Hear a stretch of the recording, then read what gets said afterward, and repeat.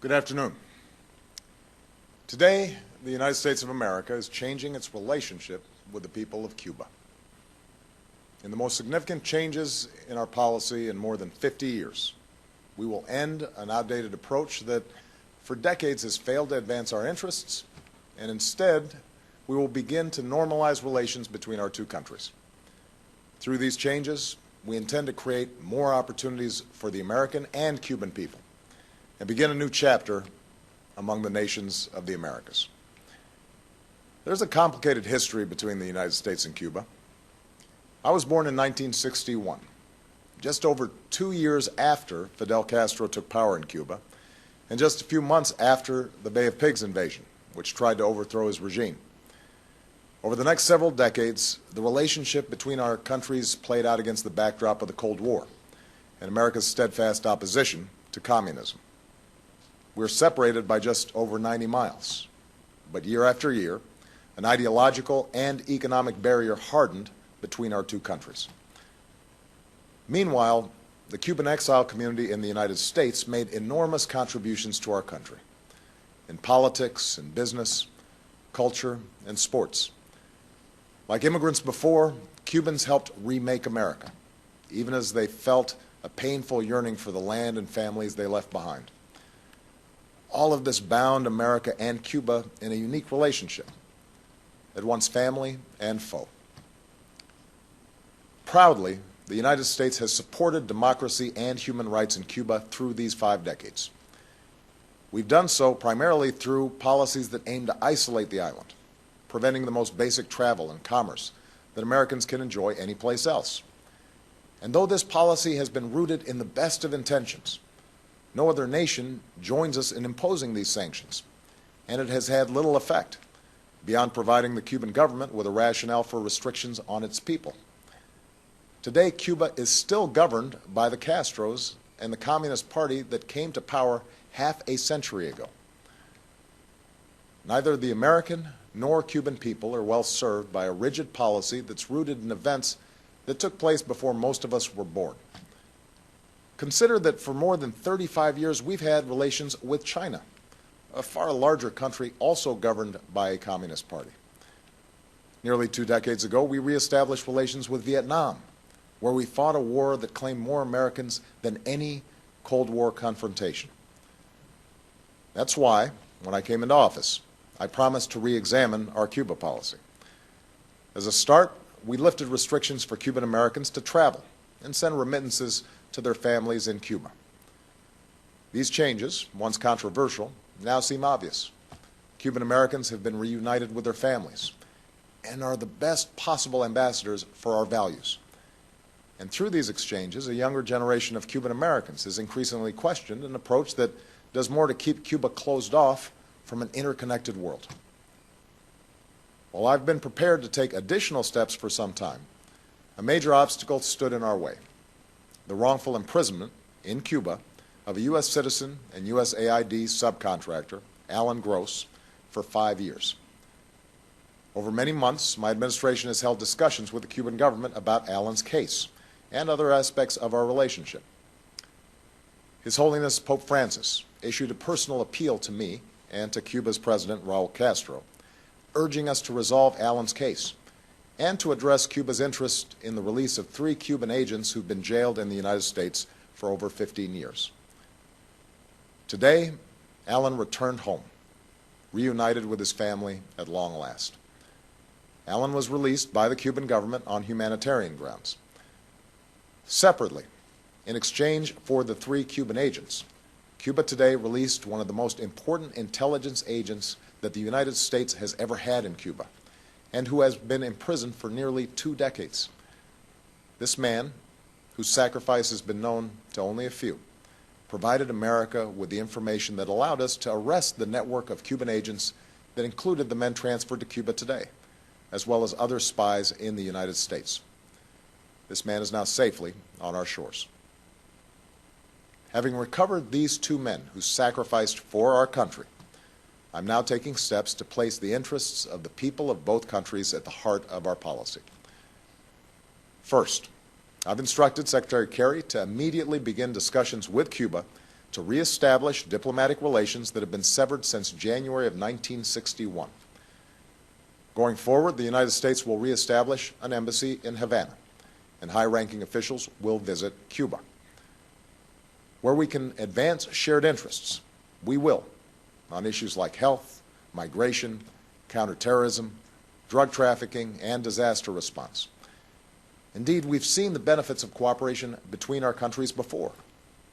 It was a Cuban, Carlos Finlay, who discovered that mosquitoes carry yellow fever. His work helped Walter Reed fight it.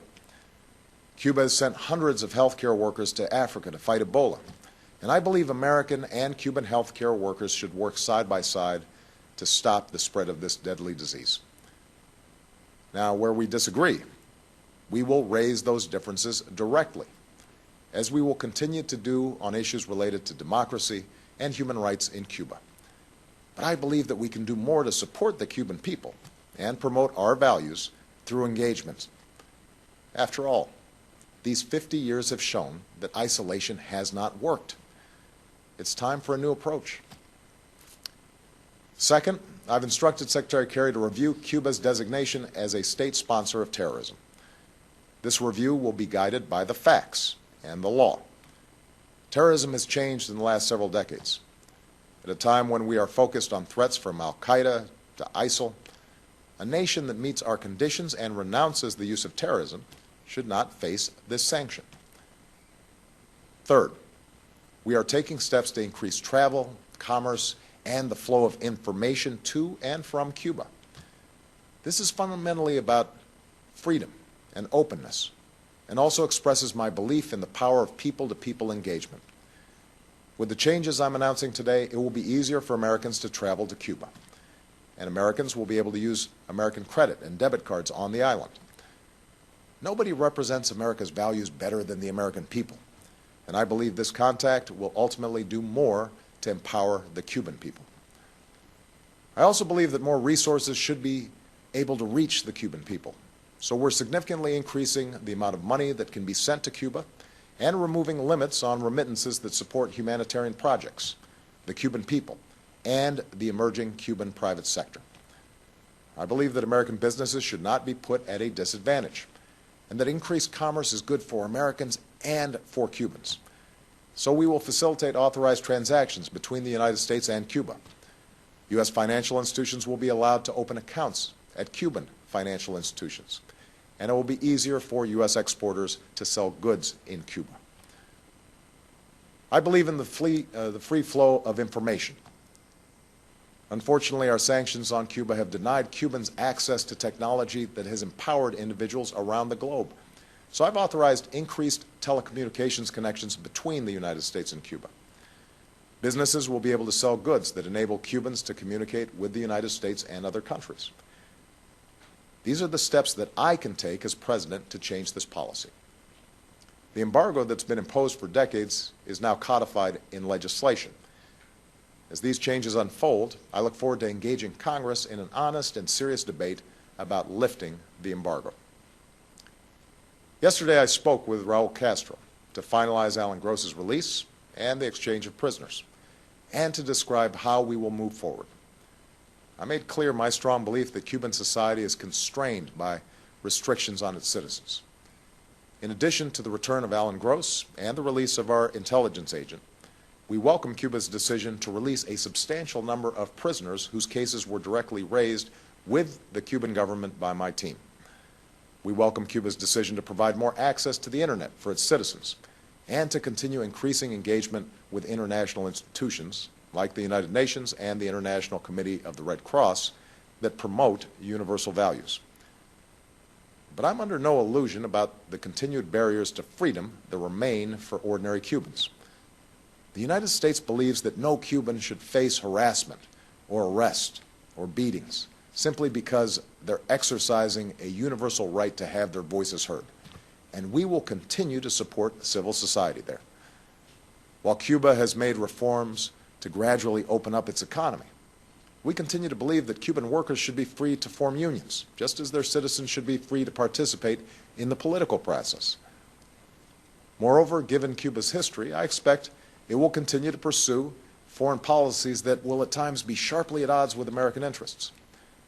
I do not expect the changes I'm announcing today to bring about a transformation of Cuban society overnight. But I am convinced that through a policy of engagement, we can more effectively stand up for our values and help the Cuban people help themselves as they move into the 21st century. To those who oppose the steps I'm announcing today, let me say that I respect your passion and share your commitment to liberty and democracy. The question is how we uphold that commitment. I do not believe we can keep doing the same thing for over 5 decades and expect a different result. Moreover, it does not serve America's interests or the Cuban people to try to push Cuba towards collapse. Even if that worked, and it hasn't for 50 years, we know from hard-earned experience that countries are more likely to enjoy lasting transformation if their people are not subjected to chaos. We are calling on Cuba to unleash the potential of 11 million Cubans by ending unnecessary restrictions on their political, social, and economic activities. In that spirit, we should not allow U.S. sanctions to add to the burden of Cuban citizens that we seek to help. To the Cuban people, America extends a hand of friendship. Some of you have looked to us as a source of hope, and we will continue to shine a light of freedom.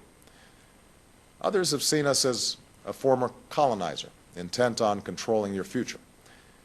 Jose Marti once said, "Liberty is the right of every man to be honest."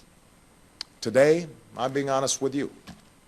We can never erase the history between us, but we believe that you should be empowered to live with dignity and self-determination.